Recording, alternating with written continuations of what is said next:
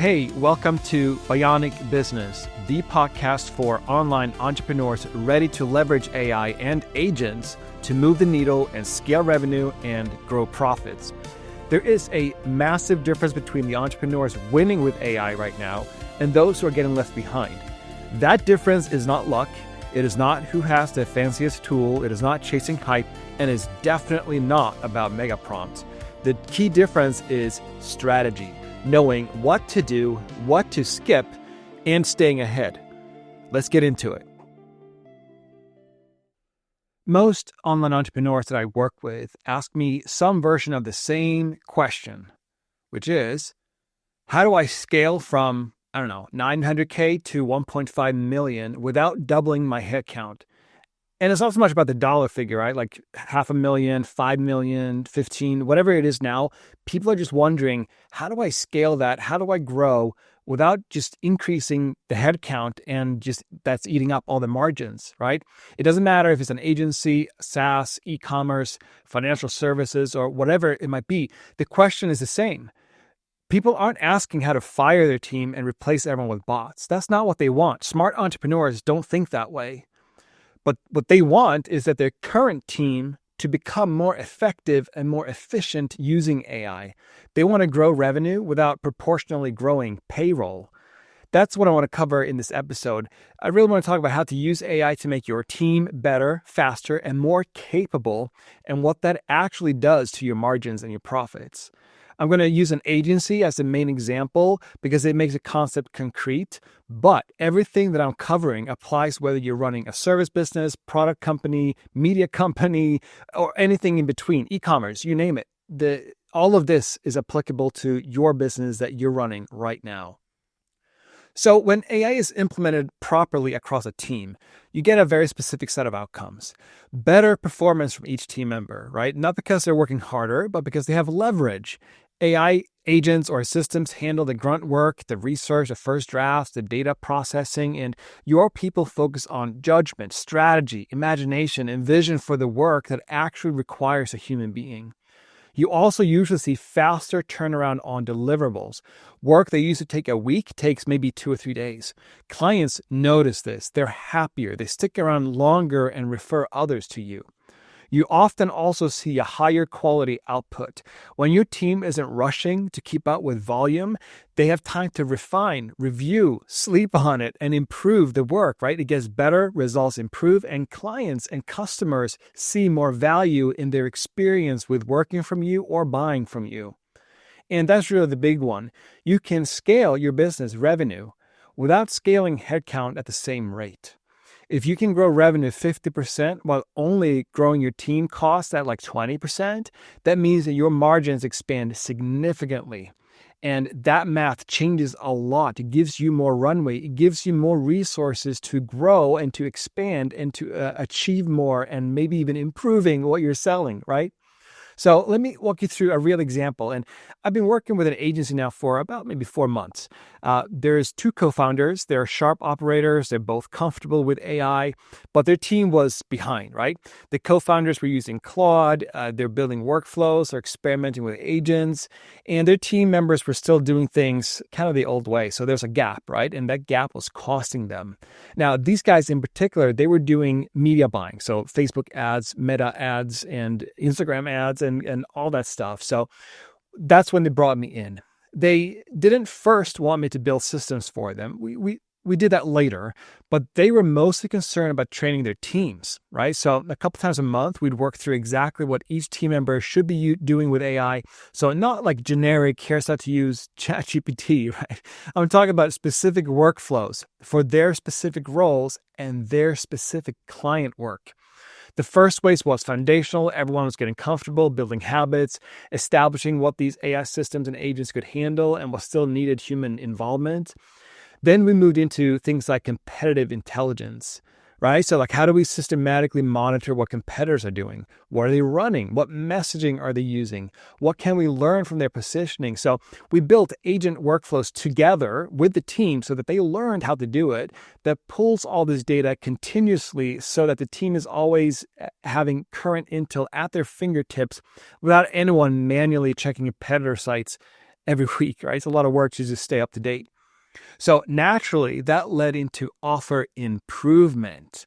So when you can see what competitors are doing and what's working in the market, you start asking better questions. Like, what should we add to our service? What should we take away? How do we position things differently? How do we improve the outputs and the work that we're doing? And that's when AI becomes part of the actual service delivery. So it doesn't stay at just the internal efficiency level, but AI becomes a core component of what they deliver to clients. So they went from AI being involved in, I don't know, maybe like 20 or 30% of their service delivery to AI being an agent being involved in like 70% of what they do. In practice, that means that a service that used to take 50 hours per client, now it takes like 30, and they're pushing towards 20 hours. Same quality of output, often better, faster delivery, and the clients are happier because they're seeing an increase in results. Now, let me ask you, do you think they started charging less when they became more efficient? No, of course not. They raised their prices because the output quality went up, the speed went up, and the results improved. So the clients were getting more value, so obviously the agency charged more for it. So efficiency goes up, prices go up, margin expands on both ends, and you end up with more profit, which in turn you can reinvest into what you're doing. So I used an agency as an example because the math is easy to follow, and a lot of people listening to this run some form of service business, right? And I know that a lot of you are doing the e-commerce thing, the SaaS thing.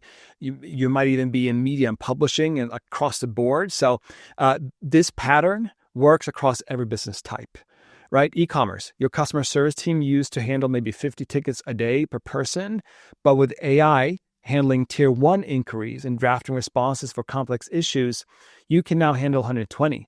You don't need to hire 3 more people for the holiday rush, right? Your existing team scales with volume. SaaS, right? Classic example, customer success team manually tracking usage patterns and reaching out when accounts look like they're going to churn. But now you have agents monitoring every account continuously, flagging churn risk early, and drafting personalized outreach. So your CSMs, the customer success managers, focus on the conversations that save accounts instead of the detective work needed to find them. Same thing across the board, finance, insurance, media, publishing, all of that. In finance and insurance, a client of mine, their compliance review took a team maybe 10 hours per case. That got cut down to 3 hours because agents handle the document analysis and flags the issue. We're not talking about removing humans from the equation. That's not what we're talking about. We're talking about humans becoming more effective and getting help to do their job better with AI and agents. So the compliance officers focus on judgment calls, edge cases, and they're not, spending all their time reading through hundreds of pages looking for the needle in the haystack. Look at e-commerce again, like your media buyers used to spend days analyzing data, inventory, market trends, other ads, all that stuff.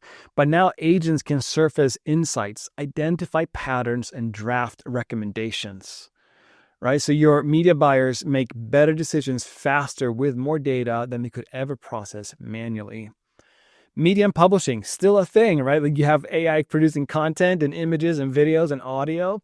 But honestly, I think media companies, publishing companies that have humans at the core of it can still play the game and play the game well.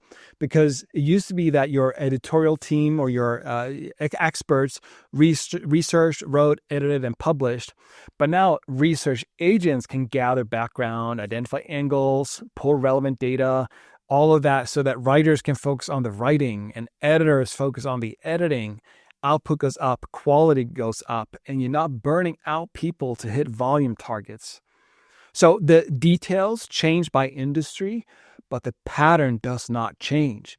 AI handles the work that doesn't require human judgment. Humans focus on the work that does. Everyone becomes more valuable. Let me make this a little more concrete by walking through how different roles can use AI to become more effective. and I'll use like agency titles maybe, but these translate to whatever roles exist in your business. A quote unquote strategist might be a product manager in SaaS, a media buyer in e-commerce, or an analyst in finance, right? So the leverage points remains the same. If you're a founder or an owner, your leverage comes from strategic thinking and relationship management. AI systems, AI agents should be handling your research, your prep, your competitive analysis, sales calls analysis. Like before a client call, an agent has already pulled or should have already pulled recent performance data, flag issues, and drafted talking points for you. Before a sales calls, you have a brief on the prospect, their company, their likely pain points. So you show up prepared without spending hours preparing. And then you might have a strategist or account lead, right? So this role is about translating client goals or customer goals into actionable plans.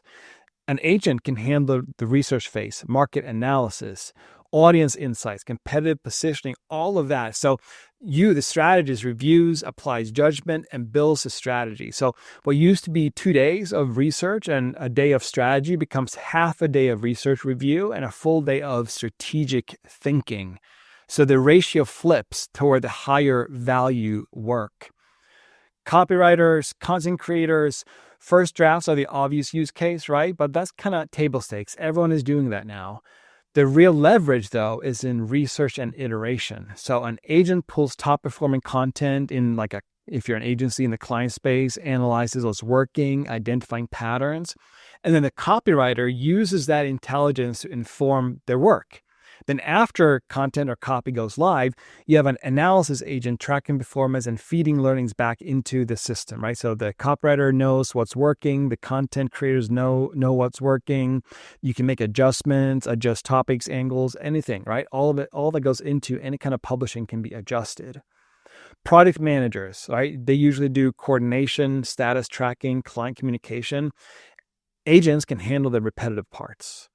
So status updates are drafted automatically based on task completion. Client reports are generated from project data. Like imagine not having to manually put together a client report ever again. You're not removed from the process. You just let an agent do like the first draft, the second draft, and help pulling it all together. So that this pattern continues, right? You can focus on the relationship management and keeping things on track and not admin work. Performance marketers, right? Media buyers. This role has some of the clearest AI applications, right? So agents monitor campaign performance, flags anomalies, identifies trends, and they can also draft new ad variations based on what's working. They can pull competitor ad intelligence daily, weekly. And so the media buyer focuses on strategy and optimization decisions, not on manually pulling reports and building spreadsheets, unless they, really love spreadsheets and want to do that. Sales, another obvious example, right? You have lead research that used to take maybe 30 minutes per prospect, takes 2 minutes. Outreach personalization, that used to be generic, becomes very specific and relevant because an agent has already gathered context. Follow-up sequences are informed by what's actually working in your pipeline. The salesperson focuses on conversations and closing, not on research and admin work. So every role across every business type and market has leverage points available. All you got to do, and it's easier said than done, but truly, all you got to do is get your hands on agents, get them set up properly and the systems in place, and you start small. You start with the low-hanging fruit, and that's different just depending on what the work is, right? But you don't have to build a complicated, massive agent team right away. Just get started with a handful of them across different roles. So one thing that I want to emphasize, like from that agency example that I covered earlier, all of that didn't happen by giving the team access to ChatGPT and hoping for the best, right? There was intentional training, regular sessions, specific workflows built for specific roles, feedback loops, right? To see what's working and what's not working. If you just tell your team, use AI more, you'll get inconsistent results. Some people will figure out, most people won't. The ones who don't figure it out will quietly go back to doing things the old way because it's familiar. So you need structured enablement. Like what should each role be using AI for? What are the specific workflows? What does good output look like? If you don't even know what good output looks like, then you're not going to be able to instruct an agent on how to do it, right? So I do this, right, with companies and clients through Steam Lead and so on. But even if you do it yourself, the principle is the same. Training and systems, not only tools and access.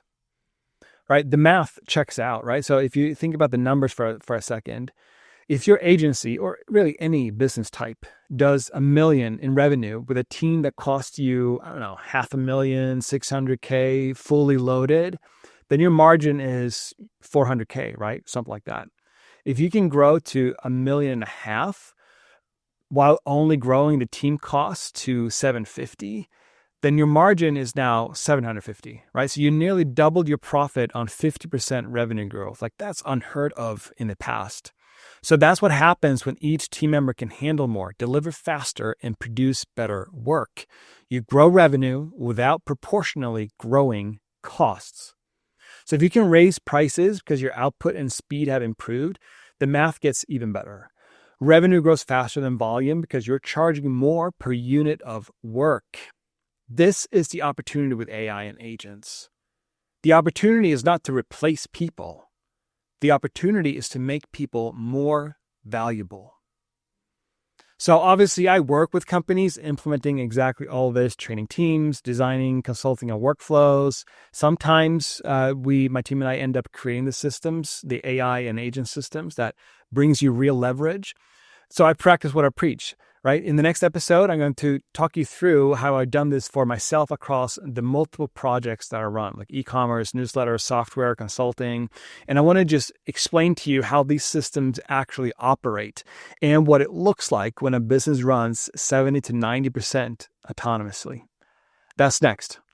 I'll see you then.